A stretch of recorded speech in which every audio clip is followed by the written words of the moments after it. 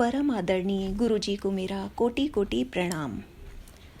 जय गुरुजी। संगत जी, गुरुजी के ग्रंथ दिव्य आभा में से आज मैं आपको जो सत्संग सुना रही हूँ, ये दिल्ली के भारत भूषण चौधरी अंकल का है। उनके सत्संग का शीर्षक है लेखापाल द्वारा गुरु आशीष की गणना। अंकल अपना सत्संग बताते हुए कहते हैं, मैं गुरुजी के संपर्क में जनवरी 2000 में आया, जब मेरा 22 वर्षीय पुत्र एक बड़ी संस्था के साथ सीए की पढ़ाई कर रहा था। वह गत 2 वर्ष से पीठ दर्द से पीड़ित था। पिछले 10 मास से बिस्तरे पर था और उसे हिलने डुलने बैठने में बहुत दर्द होता था। मैंने उसे दिल्ली, जालंधर, इंदौर, पलवल और सोहना के सब बड़े स्पेशलिस्ट को और हकीमों को दिखा दिया था। इसके अलावा ज्योतिषियों को भी दिखा चुका था। सब यही कहते थे कि उसे कोई समस्या नहीं है और उसका भविष्य अति उज्जवल है। फिर दिसंबर 1999 में मेरे बड़े भाई श्री शिव कुमार चौधरी, एक वरिष्ठ पुलिस अधिकारी, ने दिल्ली के पुलिस आयुक्त डॉक्टर कृष्णकांत पाल के घर पर गुरुजी के दर्शन किए। शीघ्र ही जनवरी 2000 के प्रथम सप्ताह में हमने एम्पायर स्टेट में गुरुजी के दर्शन किए।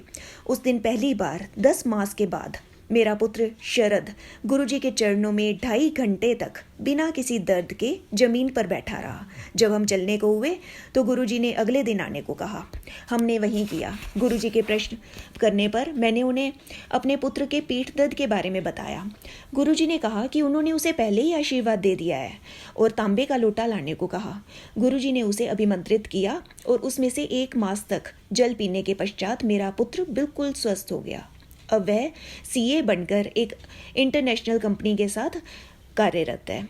गुरु कृपा से उसे 1.5 वर्ष के लिए अमेरिका भेजा गया है। गुरुजी ने मेरी बेटी को स्वस्थ किया। गुरुजी की असीम कृपा से मेरी बेटी को MBA पाठ्यक्रम में प्रवेश मिल गया था।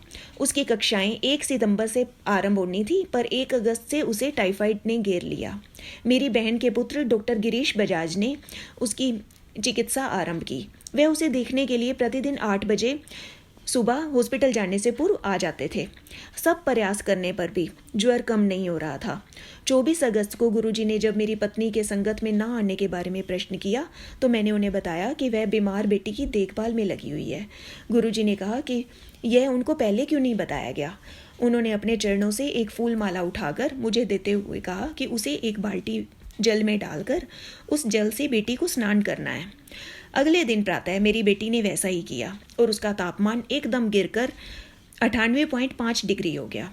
पिछली रात्रि को 101 डिग्री था। जब 8 बजे डॉक्टर बजाज आए तो वह तापमान में गिरावट देखकर हैरान रह गए। 4-5 दिन में मेरी बेटी पूर्णतया स्वस्थ हो गई और उसने विधिवत अपने विद्यालय जाना आरंभ कर दिया। डॉक्टर बजाज इतने अधिक प्रभावित हुए कि उन्होंने भी गुरुजी के दर्शन की अभिलाषा करी और उनके भक्त हो गए। एक और सत्संग बताते हैं। वीज़ा कोई कठिनाई नहीं। मेरा भांजा चिकित्सक विज्ञान के स्नातकोत्तर पाठ्यक्रम के लिए अमेरिका जाना चाहता था। अमेरिकी दूतावास भारतीय डॉक्टर और मेडिकल स्टूडेंट्स को वीज़ा सरलता से नहीं देता था। मैंने गुरुजी से इस पर कृपा करने की विनती करी, जिससे वह वहां जाकर अपना सपना साकार कर सके। गुरुजी ने मुझे झिड़की लगाई कि आए दिन मैं उनसे कुछ ना कुछ अनुग्रह करता रहता हूँ। मैंने उत्तर दिया कि 3 व्यक्ति मन की आशा पूरी कर सकते हैं। सबसे पहले ईश्वर, जिसे किसी ने नहीं देखा है। दूसरे माता पिता, तो अब इस संसार में नहीं है। और तीसरे गुरुजी, जो अपने आशीर्वाद से सब कुछ कर सकते हैं। केवल वह ही मेरी पहुंच में है। गुरुजी ने कल्याण हो गया कहकर उत्तर दिया और मुझे अपने भांजे को वीज़ा के लिए अमेरिकी दूतावास भेजने को कहा। हम हैरान रह गए कि जब अमेरिकी दूतावास में वीज़ा अधिकारी ने उससे अधिक प्रश्न नहीं पूछे।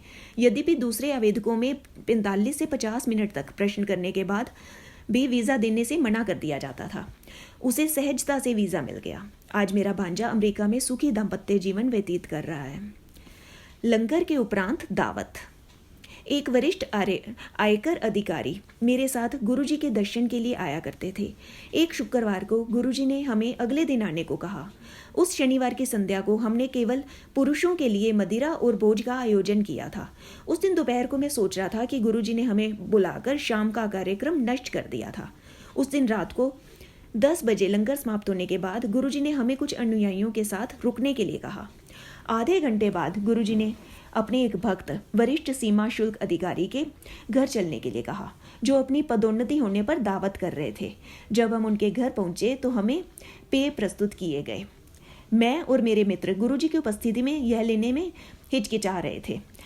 तब गुरुजी ने मेरी आंखों में आंखें डालकर कहा कि दोपहर को तो मैं शाम का कार्यक्रम नष्ट होने की बात कर रहा था। अब यहाँ पर मैं प्रसन्नचित्त होकर जितना चाहूँ पी सकता हूँ। मेरी आंखों में आंसू आ गए। मैं गुरुजी के चरणों में गिर पड़ा और मात्र इतना ही कह पाया कि आप अंतर्यामी हो। अंकल एक और सत्संग बताते हैं। मेरे चालक को गुरुजी के दर्शन हुए। मेरा वाहन चालक सुरेश धार्मिक प्रवृत्ति का है। एक दिन मैंने उसे संगत में अंदर आकर गुरुजी के दर्शन करने को कहा, पर वह समस्त भद्रजनों की उपस्थिति के कारण झिझक रहा था। संगत के बाद मैं किसी को विदा करने के लिए इंटरनेशनल एयरपोर्ट गया था। 2 बजे के आसपास जब मेरी गाड़ी मुख्य मार्ग पर मुड़ रही थी तो मैंने गुरुजी को वहां पर कुछ अनुयायियों के साथ देखा। मैंने सुरेश को रुकने को कहा और हम दोनों ने उतरकर गुरुजी के चरण स्पर्श किए। गुरुजी मुस्कुरा कर बोले कि मेरी इच्छा अपने वाहन चालक को उनके दर्शन कराने की थी, इसीलिए वह आए थे। मेरे पास उनको धन्यवाद करने के लिए शब्द नहीं थे। शिव अवतार। मेरे छोटे भाई की पत्नी के गले में कुछ असाधारण सूजन थी और हमें भय था कि कहीं वह कैंसर ना हो। गुरुजी को बताने पर उन्होंने कहा कि हम चिंता ना करें और उसकी चिकित्सा अखिल भारतीय आयुर्विज्ञान संस्थान में करवाएं। मेरे एक संबंधी जो सर्जन है ने वहाँ पर डॉक्टर शर्मा से संपर्क करने को कहा। डॉक्टर शर्मा गुरुजी के अनुयायी हैं और उनके कृपा पात्र हैं। एक दिन संध्या को जब हम गुरुजी के पास गए तो उन्होंने कहा कि डॉक्टर शर्मा उसकी सर्जरी कर देंगे। गुरुजी के कथनानुसार डॉक्टर शर्मा ने ही उसकी सर्जरी करी और अब वह बिल्कुल स्वस्थ हैं। मुझे पूर्ण विश्वास है कि गुरुजी शिव के अवतार हैं। वह सब कुछ जानते हैं और समय आने पर बिना पूछे ही अपना आशीर्वाद दे देते हैं। उनकी शरण में आए प्रत्येक अनुयायी को सब प्राप्त हो जाता है। गुरुजी के लिए जाति और धर्म अर्थहीन है। उनकी दृष्टि में इस संसार के सब प्राणी एक समान हैं।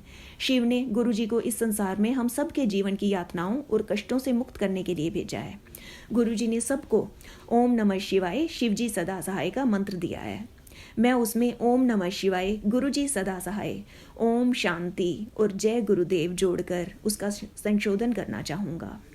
जय गुरुजी, अनंतम शुक्राना गुरुजी।